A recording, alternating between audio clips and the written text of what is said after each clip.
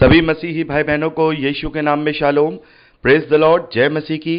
Yeshu the saviour ministry और प्रभु यीशु मसीह में आपका भाई जेम्स आप सभी का इस बाइबल अध्ययन कार्यक्रम में एक बार फिर से बहुत बहुत स्वागत और परमेश्वर का धन्यवाद करते हैं।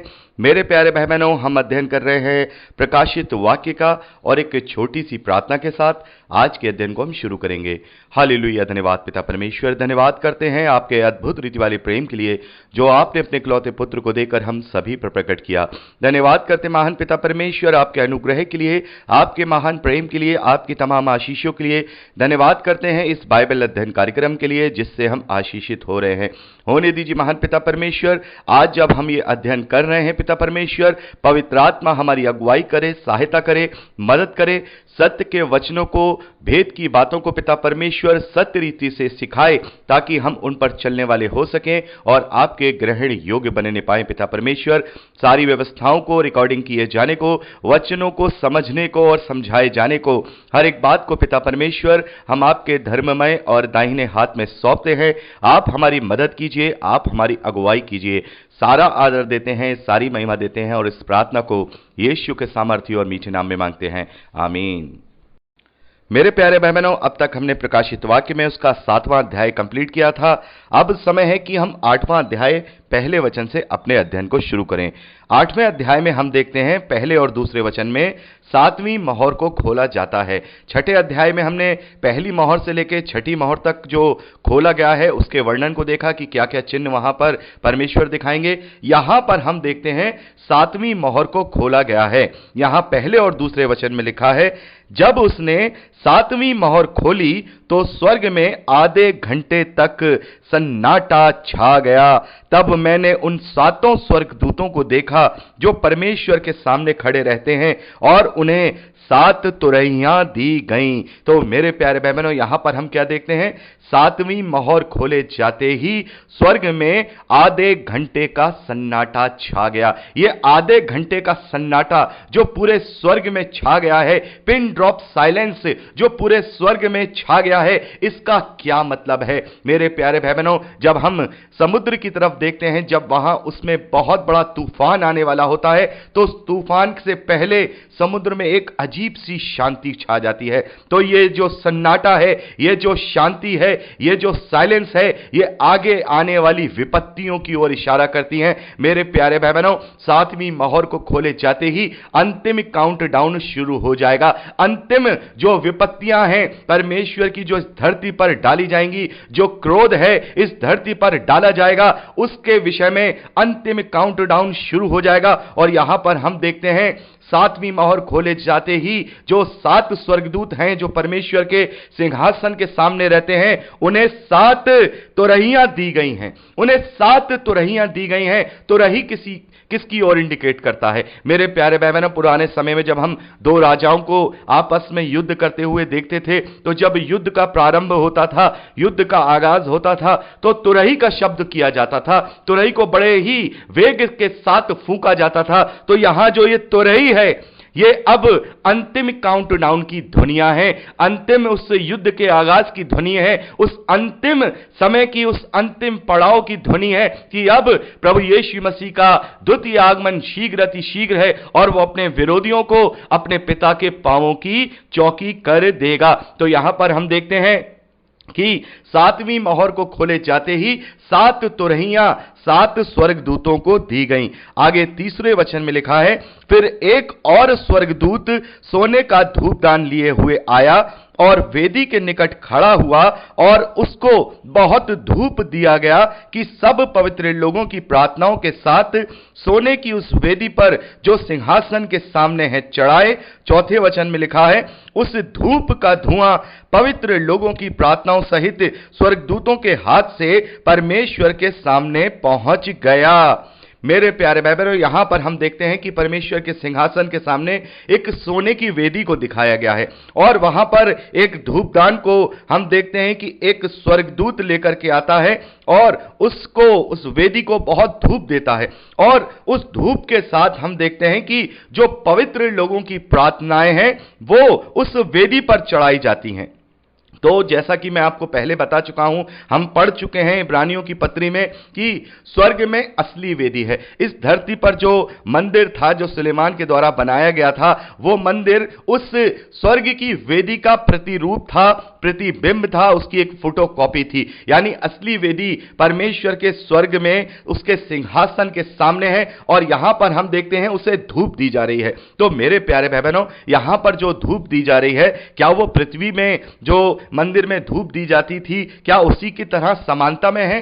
क्या वहां भी कोई धूप है जो जलाई जा रही है? मेरे प्यारे भाई बहनों, यहां पर कोई, हम कहेंगे एकदम फिजिकल रूप से कोई धूप नहीं है, वरन यहां पर हम देखते हैं जो पवित्र लोगों की प्रार्थनाएं हैं वो चढ़ाई जा रही हैं। वो पवित्र लोगों की प्रार्थनाएं जो उन्होंने परमेश्वर से की थी, वो प्रार्थनाएं, वो आराधनाएं, वो उनकी स्तुतियां जो उन्होंने परमेश्वर के लिए की थी, वो परमेश्वर को अर्पित की जा रही हैं, ताकि जब न्याय की प्रक्रिया शुरू की जाए प्रभु यीशु मसीह के द्वारा, तो वो सारी प्रार्थनाएं, वो सारी स्तुतियां, वो सारी आराधनाएं वहां पर उनके मद्देनजर रहते हुए, उनके मद्देनजर रखते हुए उनके साथ न्याय किया जाए। उन पवित्र लोगों की प्रार्थनाएं जो उन्होंने अपने लोगों के लिए की थी, उन पवित्र लोगों की प्रार्थनाएं जो उन्होंने विश्वासियों के लिए की थी, उन पवित्र लोगों की प्रार्थनाएं जो उन्होंने अपने और अपने जो पूरा जो कलीसिया है उनके लिए की थी, ये वो प्रार्थनाएं हैं वहां पर उस वेदी पर चढ़ाई गई और वो प्रार्थनाएं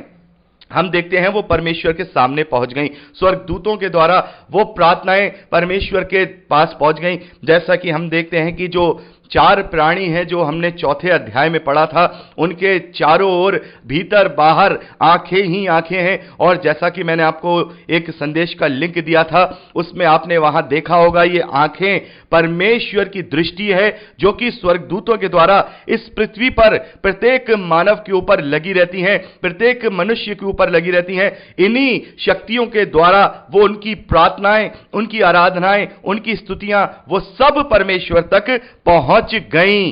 तो मेरे प्यारे भाई बहनों, जब अंतिम काउंटडाउन का ये समय है, अंतिम पड़ाव का ये समय है, तब वो सारी प्रार्थनाएं उस वेदी पर डाल दी गई, ताकि जब अंतिम न्याय किया जाए तो उन प्रार्थनाओं को मद्देनजर रखते हुए दया के साथ और उन जो उसने आश्वासन दिए हैं उसके साथ ही किया जाए। क्योंकि मेरे प्यारे भाई बहनों, यदि परमेश्वर के प्रकोप और परमेश्वर के क्रोध के साथ हमारा न्याय होगा तो हम किसी भी रीति से बच नहीं पाएंगे।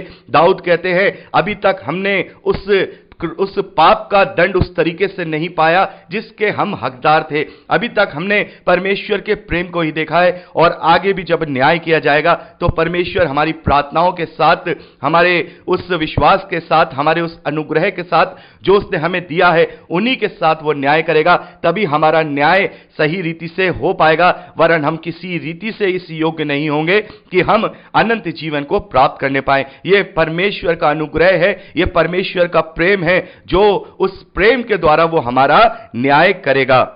आगे 5वें वचन में हम देखते हैं, तब स्वर्गदूत ने धूपदान लेकर उसमें वेदी की आग भरी और पृथ्वी पर डाल दी, और गर्जन और शब्द और बिजलियां और भूकंप होने लगे। तो मेरे प्यारे भाई बहनों, यहां पर हम क्या देखते हैं? उस वेदी की आग जो स्वर्ग में सच्ची वेदी है, उस वेदी की आग को उसने भरा और उसे पृथ्वी पर डाल दिया, पृथ्वी पर डाल दिया, और गर्जन, शब्द, बिजलियां और भूकंप होने लगे। तो मेरे प्यारे भाई बहनों, ये वो समय होगा जब परमेश्वर का क्रोध इस धरती पर डाला जाएगा। इसीलिए हमने देखा कि जब 7वीं मोहर खोली गई तो पूरे स्वर्ग में आधे घंटे तक का सन्नाटा छा गया मेरे प्यारे भाई बहनों, क्योंकि अब परमेश्वर का क्रोध इस धरती पर डाला जाएगा। अब तक जो मानव जाति है, अब तक जो आदम की संतानें हैं, उन्होंने परमेश्वर का प्रेम देखा, उन्होंने परमेश्वर का अनुग्रह देखा, उन्होंने परमेश्वर की आशीषों को देखा। लेकिन अब वो समय होगा कि परमेश्वर अपने उस रूप को भी यहां दिखाएगा जो क्रोध का है, जो न्याय का है, जो उसके प्रकोप का और दंड का है। और यहां हम देखते हैं वो आग पृथ्वी पर डाल दी गई। और जैसा कि हमने जब सिंहासन के विषय में अध्ययन किया था, जो सिंहासन में से बिजलियां, गर्जन और भूकंप की आवाजें जो आ रही हैं, ध्वनियां जो आ रही हैं, हमने वहां बात की थी, ये परमेश्वर के क्रोध, उसके दंड और उसके प्रकोप को इंडिकेट करती है। तो यहां जैसे ही आग डाली जा रही है तो गर्जन के शब्द और बिजलियां और भूकंप होने लग रहे हैं, यानी कि उसके क्रोध को यहां पर इंडिकेट किया जा रहा है। आगे छठे वचन में लिखा है, तब वह सातों स्वर्गदूत जिनके पास 7 तुरहियां थीं उन्हें फूंकने को तैयार हुए। तो यहां पर हम देखते हैं 7वीं मोहर को खोले जाते ही यहां 7 तुरहियों को फूंके जाने की तैयारी की जा रही है। जब हमने पहली मोहर से लेके छठी मोहर तक का अध्ययन किया था तो वहां प्रत्येक मोहर को खोले जाते ही एक अलग अलग चिन्ह हमने वहां देखे, अलग अलग जो वर्णन है हमने वहां पढ़े। लेकिन यहां 7वीं मोहर को जब खोला गया है तो अंतिम काउंटडाउन शुरू हो गया है और जो 7 तुरहियां हैं उन्हें फूके जाने की तैयारी की जा रही है। तो यहां 7वें वचन में लिखा है, पहले स्वर्गदूत ने तुरही फूकी और लहू से मिले हुए ओले और आग उत्पन्न हुई और पृथ्वी पर डाली गई और पृथ्वी की 1/3 जल गई और पेड़ों की 1/3 जल गई और सब हरी घास भी जल गई। तो यहां पर हम देखते हैं कि परमेश्वर का क्रोध पहली तुरही जब फूकी जा रही है तो पृथ्वी की 1/3 पर पड़ता है। 1/3 मतलब लगभग 33% यानी कि 33% लगभग हम देखते हैं पृथ्वी जल गई और उसकी जो वनस्पति है या हम कहे पृथ्वी का जो जंगल है और उसमें की जो सब हरी घास है वो सब 1/3 जल गई। तो मेरे प्यारे भाई बहनों, यहां पर हम जब आगे पढ़ेंगे तो वहां दूसरी, तीसरी और चौथी जो तुरही है फूकी जाती है तो वहां पर भी हम देखते हैं कि 1/3 विपत्तियां पड़ती हैं। और छठी तुरही को जब खोला जाता है तो वहां पर हम देखते हैं कि मनुष्यों पर भी 1/3 मनुष्यों पर भी विपत्ति आती है और वो मृत्यु को प्राप्त हो जाएंगे। तो यहां हम देखते हैं कि पूरी पृथ्वी पर नहीं, पूरी सृष्टि पर नहीं, पूरे मानव जाति पर नहीं, वरन एक खास पैटर्न यहां पर हम 1/3 का देख रहे हैं, 1/3 का देख रहे हैं, 33% का देख रहे हैं। तो यहां पर हम देखते हैं कि पृथ्वी पर लहू से मिले हुए ओले और आग जो उत्पन्न हुई थी वो डाली गई। तो ये क्या है? क्या सचमुच में कोई स्वर्ग से आग आकर इस धरती पर ऐसे जंगलों को नष्ट कर देगी, 33% पेड़ों को नष्ट कर देगी, या सब हरी घास को जला देगी, या पृथ्वी को नष्ट कर देगी? तो मेरे प्यारे भाई बहनों, इस बात का हम आकलन इस तरीके से लगाते हैं कि आगे आने वाले समय में, जैसा कि अभी से इस बात की जो सुगबुगाहट है वो शुरू हो चुकी है कि आगे आने वाले समय में बहुत ही ज्यादा ग्लोबल वार्मिंग होने वाली है। जिस प्रकार से प्रदूषण बढ़ रहा है, जिस प्रकार से रेडिएशन बढ़ रहा है, उस प्रकार से हम देख रहे हैं कि पृथ्वी का तापमान भी बढ़ रहा है। पृथ्वी का तापमान भी बढ़ रहा है, जगह जगह सूखा, जगह जगह अकाल, जगह जगह हम देखते हैं जंगलों में आग भी लगती है। अभी बीते ही दिनों हमने इस बात की खबर सुनी है कि ऑस्ट्रेलिया में कितनी भयानक आग जंगलों में लगी थी, कितनी भयानक आग जंगलों में लगी थी। और बहुत सारे भाई बहनों ने, जो स्कॉलर्स हैं, उन्होंने यह भी दावा करने की कोशिश की कि यह पहली तुरही को खोले जाने का वर्णन है। लेकिन यहां पर हमें इस बात का ध्यान रखना होगा, यहां पर एक संख्या दी गई है। यहां पर यह नहीं कहा गया है कि आग लग जाएगी, बहुत बड़े पैमाने में जो है पृथ्वी जल जाएगी, नहीं, यहां लिखा है 1/3 यानी लगभग 33% पृथ्वी का हिस्सा जल जाएगा।